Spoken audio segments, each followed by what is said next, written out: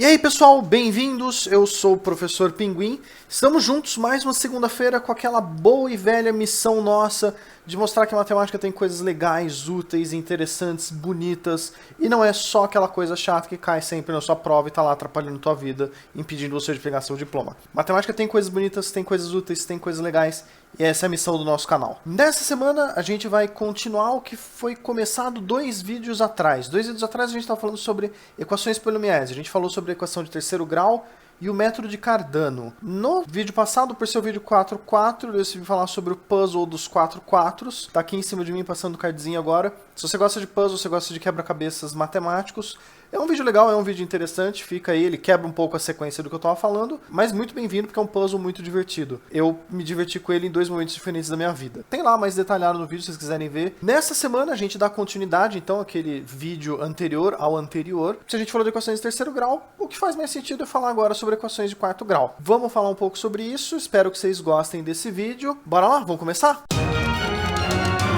No vídeo retrasado, a gente falou sobre equações polinomiais de terceiro grau e o método de Cardano que resolve elas, fazendo um processo que, por mais que seja um processo longo e chato, ele não era um processo que era complicado. Ele envolvia basicamente contas de mais, menos, vezes dividir, raiz quadrada, raiz cúbica, embora ele fizesse várias deles e mudanças de variável e coisas esquisitas, mas era um método que ele era entendível, inclusive na dedução dele. A dedução dele era bem plausível. No vídeo passado a gente falou do puzzle dos 4 quatros, mas porque era o vídeo número 4.4 e era o melhor lugar do mundo para fazer isso. E hoje a gente fala sobre equações polinomiais que têm grau maior do que 3. Começando pela equação de quarto grau, porque 4 vem logo depois do 3. A definição formal, equações de quarto grau, são equações que podem ser reduzidas à forma ax quarta, bx cubo, cx quadrado, dx mais e igual a zero, onde o a tem que ser diferente de zero, porque se ele fosse igual a zero aqui, a gente teria uma equação de terceiro grau. Os coeficientes a, b, c, d e e são todos coeficientes reais. Assim como equações de primeiro grau têm uma raiz, equações de segundo grau têm 2 raízes, equações de terceiro grau têm 3 raízes, equações de quarto grau têm 4 raízes. Lembre que as raízes podem ser repetidas ou complexas, mas ele tem 4 raízes. Para achar as raízes das equações de quarto grau, existe uma expressão que determina as raízes da equação de quarto grau, ela é acreditada a Ludovico Ferrari. Ele era um dos, talvez, o mais famoso dos discípulos de Cardano. Um dos passos era usar o próprio método de Cardano para resolver equações de terceiro grau.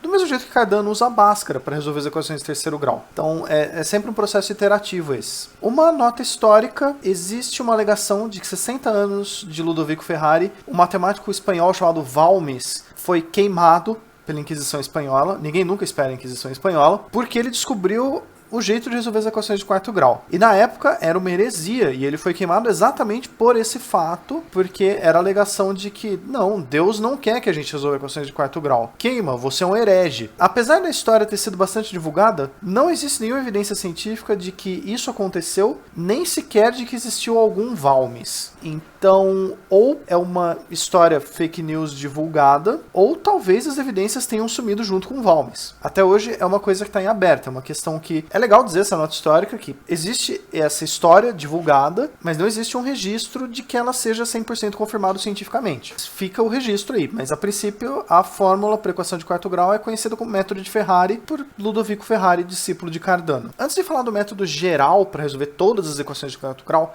vamos falar de dois métodos que são casos mais simples que funcionam para algumas equações. Esses casos mais simples, eles são legais, são equações que são cobradas em vestibulares por serem os casos mais simples. O caso geral não. O caso geral é outra história, a gente vê isso ainda nesse vídeo. Sobre os casos mais simples, dois que valem a pena ser mencionados. O primeiro são as equações biquadradas. As equações biquadradas acontecem quando tanto o coeficiente bzinho quanto o coeficiente dzinho são iguais a zero. E a gente tem uma equação que só tem os termos de grau 4, grau 2 e grau constante, grau 0. Nesse caso, a gente faz uma mudança de variável, chamando t de x quadrado, e pode resolver essa equação por Bhaskara. Ô louco, Luca, eu não estava te esperando. E você tá me chamando insistentemente. Beleza, Luke. E aí, o que manda hoje? Vamos fazer exemplo com números, porque exemplo com números são o melhor jeito da gente aprender as coisas na prática. Bora lá, vamos fazer exemplo com números. Então, vamos escolher um exemplo com números para resolver uma equação biquadrada. Por exemplo, esta equação.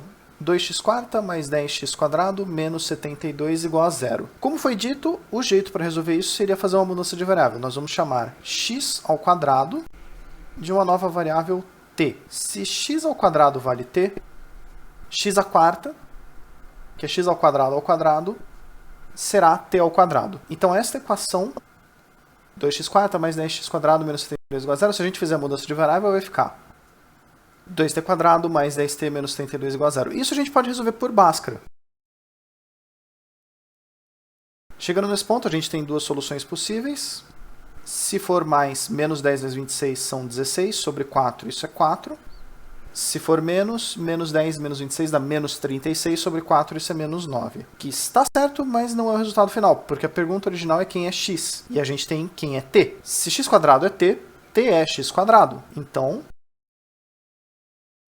e aqui a gente tem duas raízes reais, 2i menos 2, e duas raízes complexas, 3i e menos 3i. Então, essa é a nossa solução. 2 menos 2, 3i menos 3i, que com a magia de edição fica numa letra bonita e está escrito aqui como 2 menos 2, 3i menos 3i, numa letra de máquina mais bonita do que a minha letra. Um outro caso, considerado um caso simples, são as equações simétricas. As equações simétricas, elas têm, por definição, o fato de serem equações que têm os coeficientes em ordem simétrica. Então ela vai ser sempre redutível à forma 1x², ax³, bx², e aí ele vai na ordem contrária, ax 1. Pode ser que esse primeiro coeficiente não seja 1, mas se ele não for, você divide todo mundo por esse coeficiente para que ele fique igual a 1. Esse é o formato das equações simétricas. A gente pode resolver equações simétricas fazendo dois passos. O primeiro é dividir todos os termos por x² e depois de dividir por x², fazer uma mudança de variável onde a gente troca x mais 1 sobre x por uma variável nova chamada t. E a essa altura o Luke devia vir pedir para fazer exemplo com números. E aí, Luke? Tá, não precisa pedir. Vamos fazer um exemplo com números. Vamos lá fazer um exemplo com números. Então, vamos fazer um exemplo com números usando uma equação simétrica. Aqui a gente tem a nossa equação inicial dada. 3x² menos 12x³ mais 6x² menos 12x mais 3. É importante para a equação ser simétrica e esse método funcionar que a gente tem esses coeficientes que vão 3 menos 12, 6, menos 12, 3. O primeiro é igual ao último e o segundo é igual ao penúltimo. E o do meio pode ser qualquer coisa. Então, primeira coisa, vamos dividir todo mundo por 3. Ela mantém o formato simétrico dela. E agora, a gente, para aplicar o método, divide todo mundo por x². Feito isso, vamos aplicar aquela mudança de variável. Vamos chamar x mais 1 sobre x de uma variável nova t. Se isso acontece, a gente vai precisar obter t², então a gente calcula quanto vale t². E depois disso, faz o trinômio quadrado perfeito.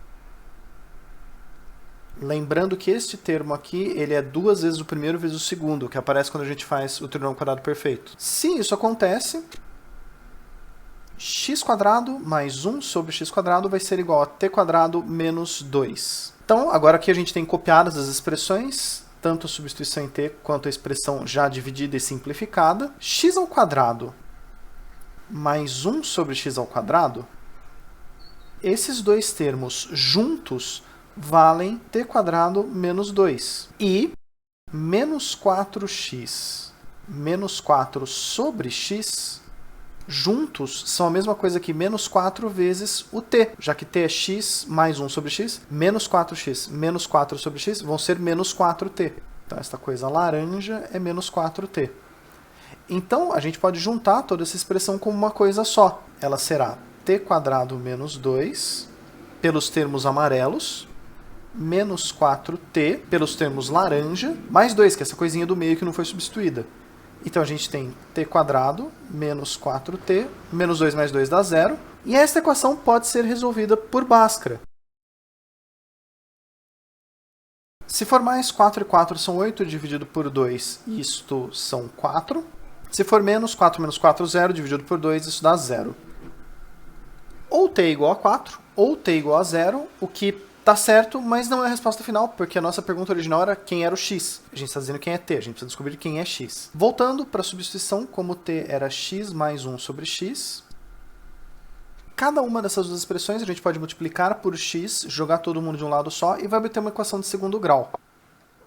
E aqui, nessa altura, seria redundante ficar fazendo detalhado, eu vou pular e colocar as soluções direto.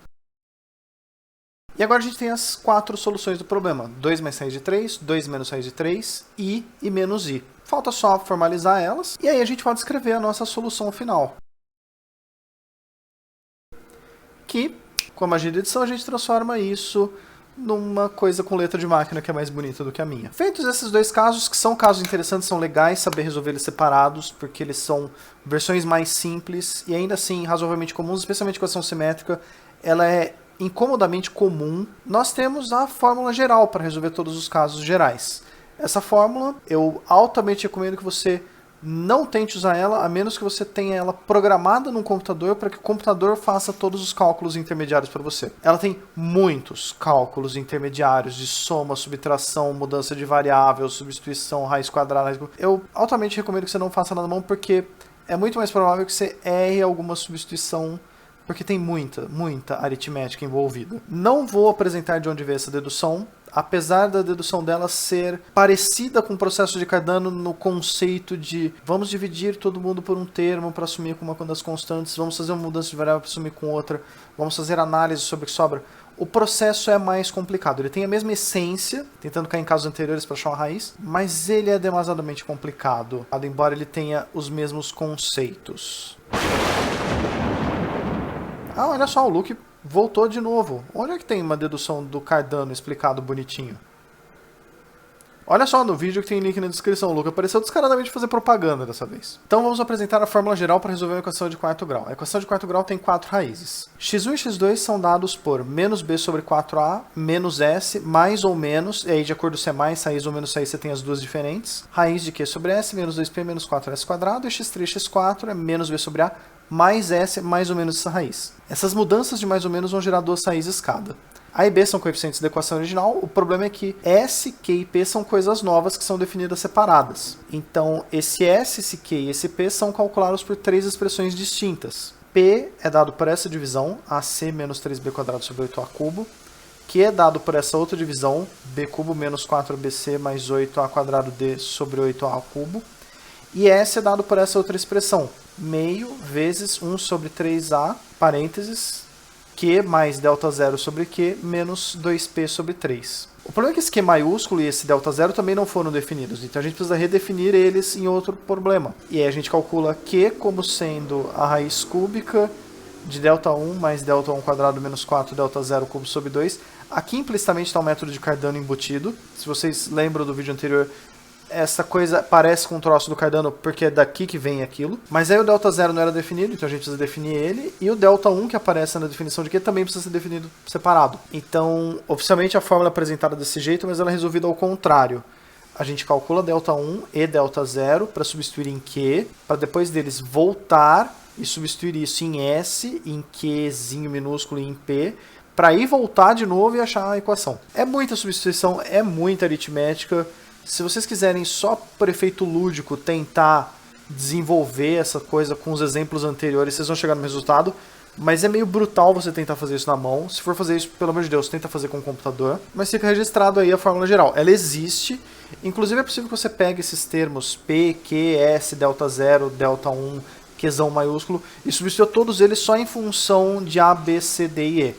Você vai ter um monstro gigante, mas é possível. É possível não quer dizer que seja uma boa ideia, mas é possível. Assim como sorvete de bacon, é possível, mas não é uma boa ideia. Para graus maiores que 5, que a princípio deveria ser o tema do próximo vídeo, mas não será, porque se a equação tem um grau 5 ou maior, é impossível que você tenha um método geral que calcule todas as raízes em função dos coeficientes. Pode ser que você tenha um método específico para um caso ou outro, assim como a gente tinha para simétrico, mas para equações gerais não é possível. Isso foi demonstrado em 1824 por Paolo Ruffini. É o mesmo Ruffini do dispositivo de Briot-Ruffini. Esse teorema que demonstra isso é o teorema conhecido por teorema de Abel-Ruffini. Eu tentei ver a demonstração desse teorema, eu pensei seriamente em fazer com que ele fosse o meu próximo vídeo, mas ele usa muitos conceitos muito abstratos, eu teria que fazer, sem brincadeira, pelo menos 3 vídeos de pré-requisitos para chegar nesse teorema. Uma ideia geral é que ele tem relação com... Se você tem 5 raízes, independente da ordem que você achar elas, o método deveria ser o mesmo. E aí o número de permutações fica grande demais para que qualquer fórmula